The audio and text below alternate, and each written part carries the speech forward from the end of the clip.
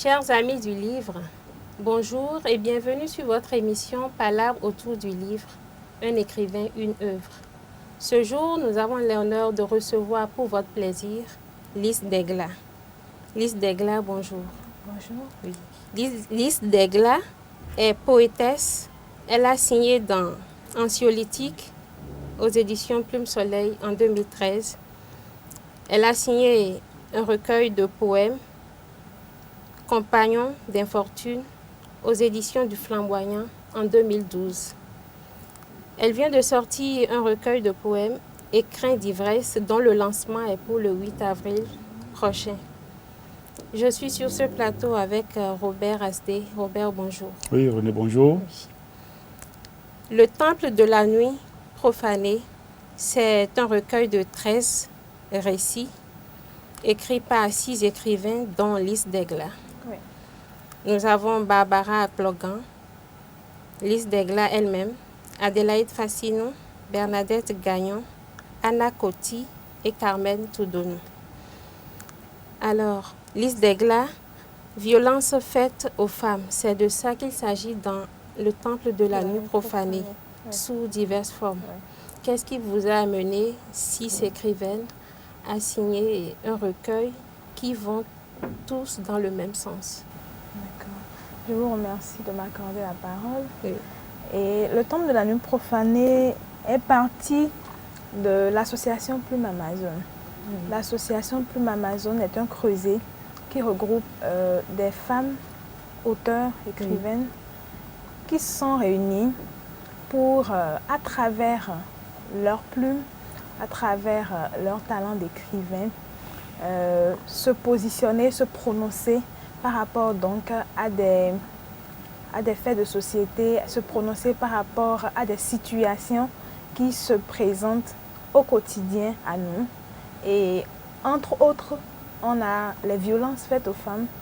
Et donc la première signature collective des femmes écrivaines qui sont dans le creuset Plume Amazon, c'est le Temple de la nuit profanée.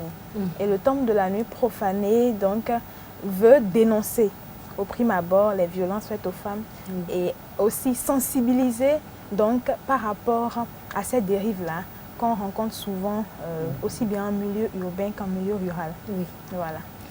Violence faite aux femmes. Lorsqu'on entend ça, on pense au châtiment corporel.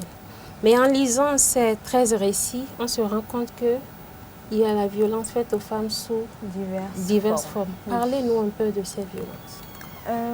Généralement, lorsqu'on parle de violence, tout de suite, on voit l'aspect physique des violences, c'est-à-dire les coups, le cravache, ainsi de suite. Et lorsqu'on parle de violence faite aux femmes, généralement, les gens ont tendance à penser que c'est seulement en couple, la violence qu'un homme peut exercer sur une femme. Parfois, la violence ce n'est même pas parfois. La violence en elle-même est beaucoup plus étendue que ça. C'est un champ beaucoup plus vaste.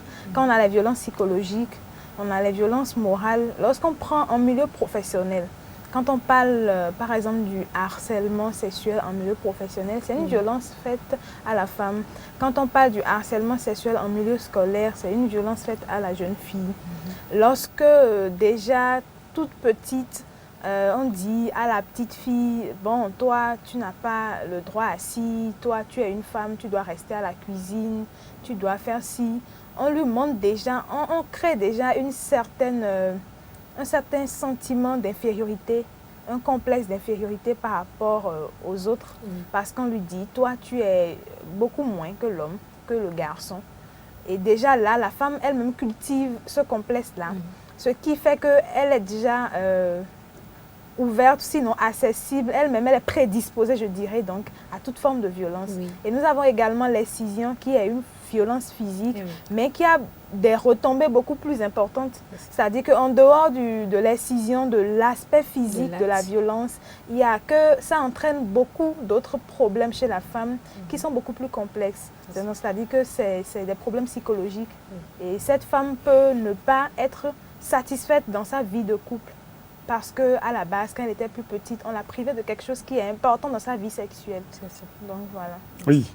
Et ces récits qui parlent tous donc de la maltraitance faite aux femmes et de par la faute des hommes, bien entendu.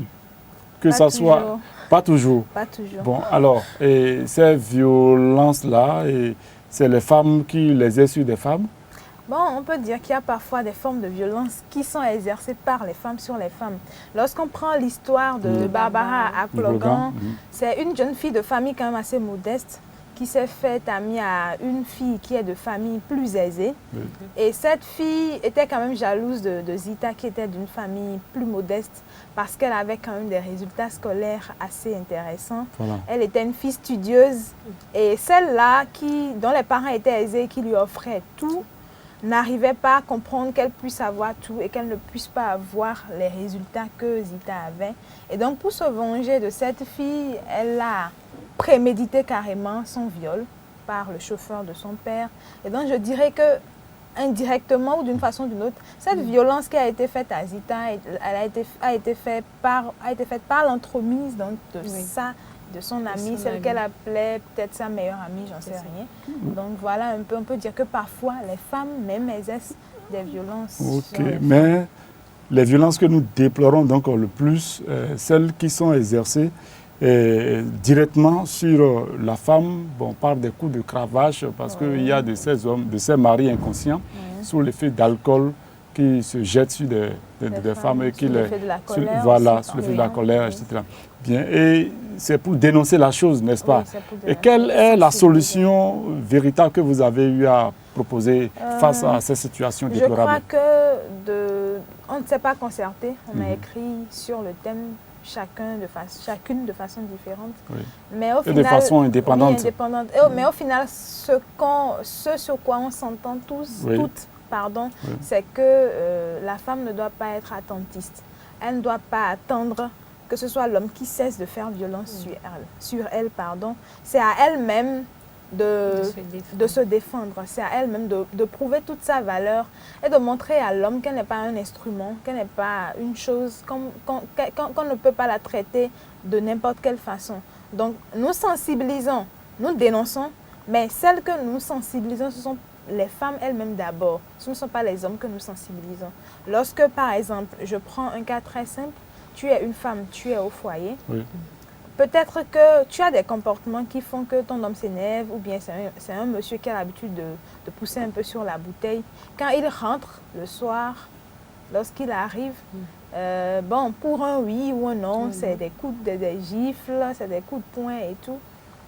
Le jour où il va revenir à la maison et qu'il va peut-être essayer de refaire le même scénario et que toi, femme, pas forcément lui porter des coups, mais que tu te défends une fois, parce que généralement les femmes, elles se disent, bon, c'est mon mari, je ne peux rien dire ici, même s'il me tape, bon, si je fais quelque chose maintenant, la famille va dire ici, la famille va dire ça.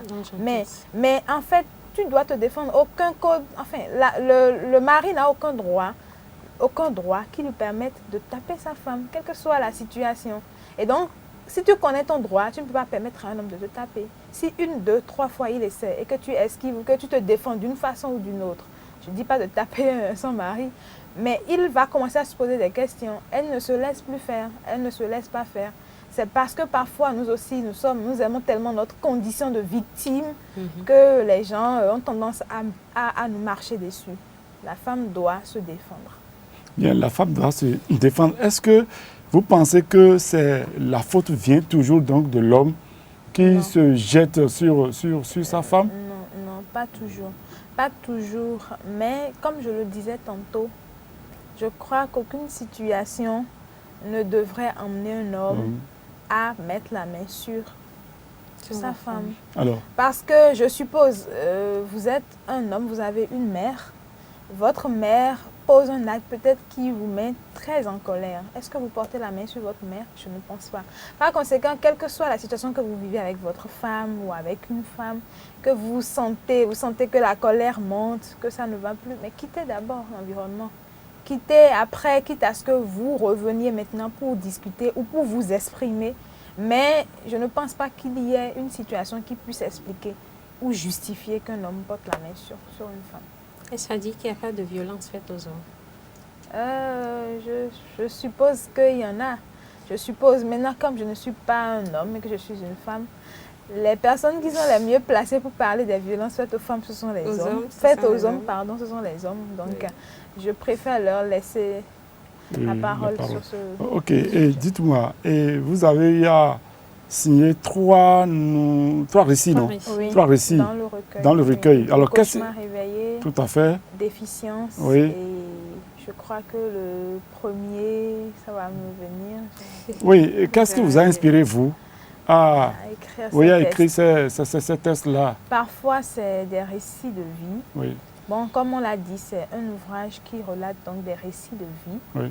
Et ces récits de vie ont été habillés. Ces récits de vie ont été habillés pour en faire donc des tests en dehors de...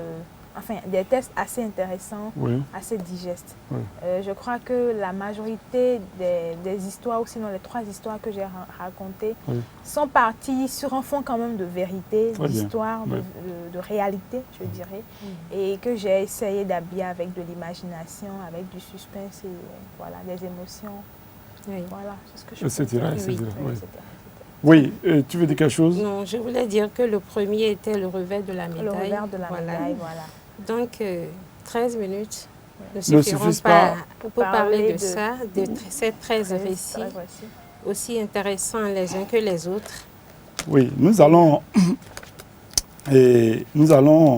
noter quand même que c'est un ouvrage rédigé dans un français facile, c'est-à-dire facile à lire et à comprendre, et entièrement illustré des scènes de violence.